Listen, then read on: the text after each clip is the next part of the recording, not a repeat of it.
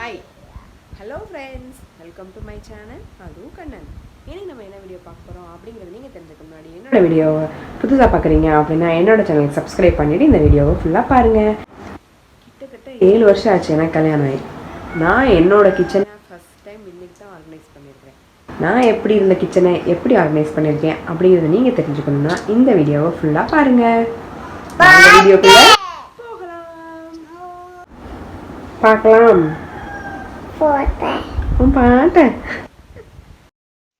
இந்த கிச்சன் ஒன்று மட்டும் எவ்வளோ ஆர்கனைஸ் பண்ணி வச்சிருந்தாலும் நம்ம எடுத்த பொருளை எடுத்த இடத்துல வைக்காம அது திருப்பி அன்ஆர்கனைஸ்டாவே ஆயிடுது.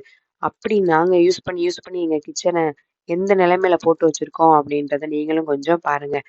சரி, இந்த தைப்பொங்கல் அதுவுமா நம்மளை நாமளே மோட்டிவேட் பண்ணி இந்த கிச்சனை ஃபுல்லாக ஆர்கனைஸ் பண்ணி நீட் ஆக்கிடுவோம் அப்படின்னு ஒரு மோட்டிவேஷனோட இன்னைக்கு காலையிலேயே வேலையை பார்க்க ஸ்டார்ட் பண்ணியாச்சு.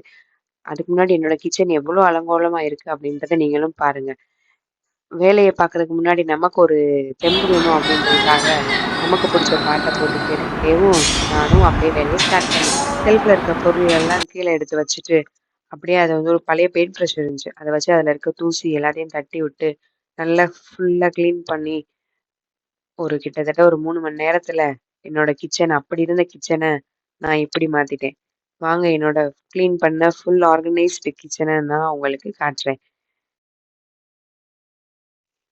வாங்க அடுப்புக்கிட்ட இருந்து ஆரம்பிக்கலாம். என்னென்ன வச்சிருக்கேன் அப்படின்றத காட்டுறேன். பழைய கவுண்டர் டாப் எப்படி இருக்குன்னு பாருங்க. பழைய வாட்டர் பாட்டில்ஸு, உப்பு போடுறதுக்கு ஒரு டப்பா இல்லாம இருந்துச்சு. சரின்ட்டு உப்பு போடுறதுக்கு ஒரு டப்பா, எண்ணெய் இது நல்லெண்ணெய், சமையல் எண்ணெய், அப்புறம் அப்பளம் இதெல்லாம் தாளிக்கிற எண்ணெய், நெய், இது எல்லாத்தையும் ஒரு புது டப்பாக்கு மாத்திட்டு அப்படியே அதை எடுத்து ஓரமா அடுக்கி வச்சுட்டேன். அப்புறம் கட்லரி செட்ஸ் வைக்கிறதுல ஃபுல்லாத்தையும் கட்லரி செட்லாம் போட்டு வச்சுட்டேன். நைஃபை எப்பவுமே இப்படி திருப்பி தான் வைக்கணும். ஏன்னா நம்ம எடுக்கிறோம் அப்படின்றப்ப டக்குன்னு கையில குத்திராம இருக்கும் அப்படின்றதுக்காக. அப்புறம் இதுதான் என்னோட கிச்சன். இதை தான் நான் இன்னைக்கு ஃபுல்லா உட்காந்து ஆர்கனைஸ் பண்ணிட்டு இருந்தேன். வாங்க எப்படி ஆர்கனைஸ் பண்ணிருக்கேன்னு பார்க்கலாம். இந்த கார்னர் இப்படிதான் இருந்துச்சு. சாக்கு விரிச்சு அந்த சாக்குல தான் வெங்காயம், வெள்ளைப்பூடு இது எல்லாத்தையும் போட்டு கொட்டி வச்சிருந்தோம். சரின்ட்டு அது எல்லாத்துக்கும் ஒரு பாக்ஸ் எடுத்து டப்பால போட்டு அரேஞ்ச் பண்ணி வைக்கலாம் அப்படின்னு சொல்லிட்டு உருளைக்கிழங்குக்கு, வெள்ளைப்பூடுக்குலாம் ஒரு டப்பா போட்டு எடுத்து வச்சாச்சு. அதுக்கப்புறம் இது மசாலா கண்டெய்னர்ஸ் வைக்கிறதுக்கு சீரகம், சோம்பு, மிளகு, அப்புறம் மசால் பொடி, மிளகாய் பொடி, சீரகப் பொடி இது எல்லாத்தையும் ஒரு டப்பால போட்டு ஆர்கனைஸ் பண்ணி, அப்புறம் இந்த செல்ஃப்ல வீட்ல இருந்த டப்பா எல்லாத்தையும் யூஸ் பண்ணி அதுல கடலைப்பருப்பு, சுண்டல், துவரம்பருப்பு, பாசிப்பருப்பு, கம்பு, கொள்ளு, புளி, வத்தல் இதெல்லாம் அரேஞ்ச் பண்ணியாச்சு. அப்புறம் மேல ஒரு இதுல ஃபுல்லா துவரம்பருப்பு, ஒரு இதுல கரம் மசாலா அரைச்சு வச்சிருக்கோம். அப்புறம் சம்படத்துல அப்பள வெரைட்டிஸ் எல்லாத்தையுமே போட்டு வச்சிருக்கிறோம்.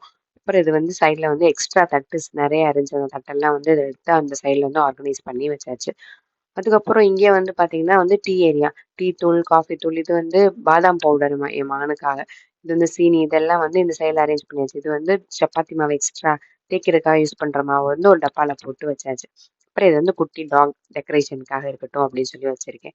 அப்புறம் சைடில் இது இதாக கடைக்கு போயிட்டு சில்லறை இதெல்லாம் போட்டு வைக்கிறதுக்கான குட்டி உண்டியலை உடச்சி வச்சிருக்கிறோம். அப்புறம் மேலே பார்த்தோன்னா டாப்ல மிக்ஸி ஐட்டம்ஸ், மிக்ஸி ஜாரு, ஜூஸரு இது எல்லாமே ஒரு சைடில் அரேஞ்ச் பண்ணி வச்சுட்டேன். அப்புறம் அதோட இன்னொரு ஹாஃப்ல இது எக்ஸ்ட்ரா சம்படம், வாளி இதெல்லாம் இந்த சைடில் அரேஞ்ச் பண்ணி வச்சுட்டேன். அதுக்கு கீழேயே பால் காய்ச்சறதுக்கான சட்டி, அப்புறம் அரிசி ஏதோ அரைக்கணும், மாவு அரைக்கிறதுக்காக ஊற வைக்கிற அந்த பாத்திரம், அப்புறம் டிஃபன் பாக்ஸு, சர்விங் பவுல்ஸ் இதெல்லாம் இந்த சைடில் வச்சாச்சு.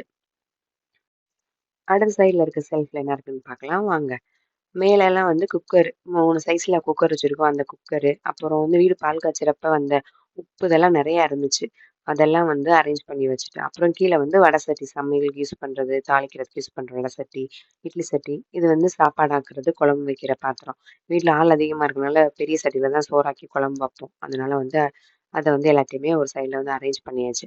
இப்போ மேலே பார்த்து முடிச்சாச்சு. இப்போ கீழே என்னென்ன வச்சிருக்கேன் செல்ஃபில் அப்படின்னு சொல்கிறத பார்க்கலாம் வாங்க. இந்த கார்னர் ஸ்டோரேஜ் ஏரியா மாதிரி வச்சிருக்கேன். பாருங்க எப்படி இருந்துச்சு அப்படின்னு. இதை இப்படி மாத்திருக்கிறேன்.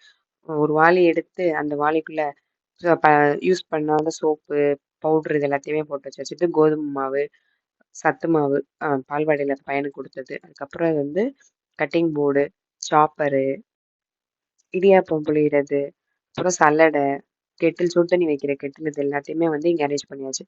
கீழே ஃபுல்லாமே வாட்டர் பாட்டில்ஸ், பிளாஸ்டிக் பாட்டில்ஸு, அப்புறம் தேவையில்லாம வீட்ல யூஸ் பண்ணாம கிடக்குற பிளாஸ்டிக் பாட்டில்ஸ் எல்லாத்தையுமே வந்து கீழ இந்த சைட் கார்னர்ல வந்து அரேஞ்ச் பண்ணி வச்சிருக்கேன்.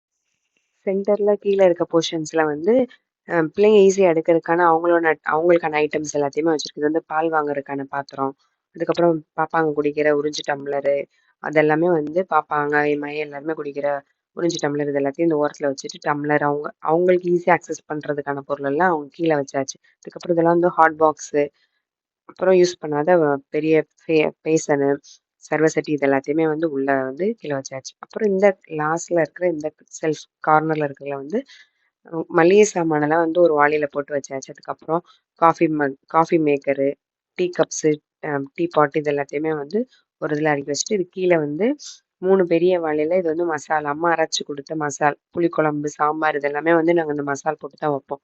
அதுக்காக அம்மா அரைச்சு குடுத்த மசாலு. அப்புறம் வந்து ரேஷன் கடையில குடுத்த சீனி.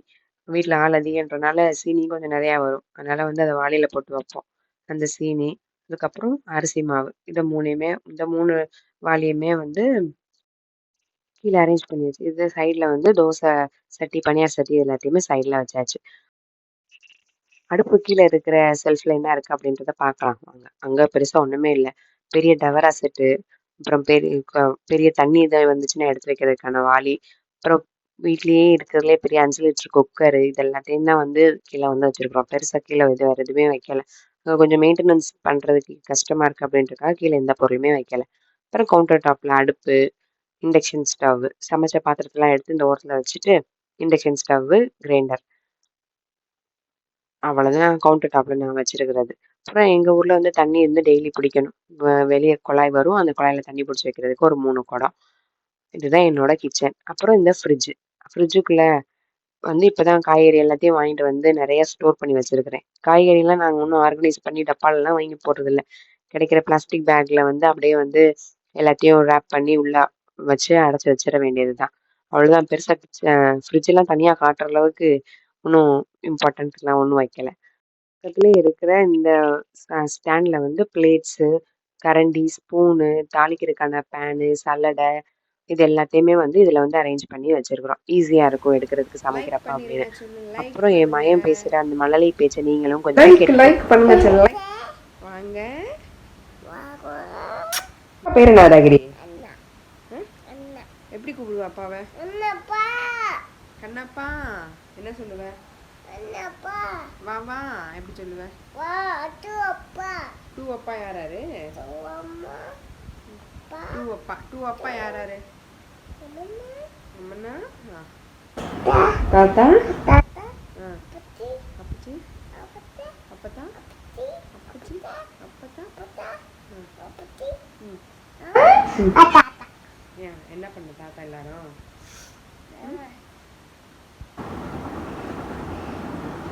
வாங்க வா எங்க வர? அப்பா கண்ணா? மணி அப்பா? வரவா? எங்க வர? அம்மா வீட்டுக்கு வரவா? ஒரு வழியா கிச்சனை சூப்பரா ஆர்கனைஸ் பண்ணி முடிச்சிட்டேன். இந்த வேலையை பாக்குறதுக்கு கிட்டத்தட்ட எனக்கு 3 மணி நேரம் தேவைப்பட்டுச்சு. இந்த வீடியோ உங்களுக்கு பிடிச்சிருந்துச்சு அப்படின்னா என்னோட சேனலை சப்ஸ்கிரைப் பண்ணிட்டு இந்த வீடியோவை லைக் பண்ணிருங்க. பாய் பாய் சொல்லிடு. பாய்.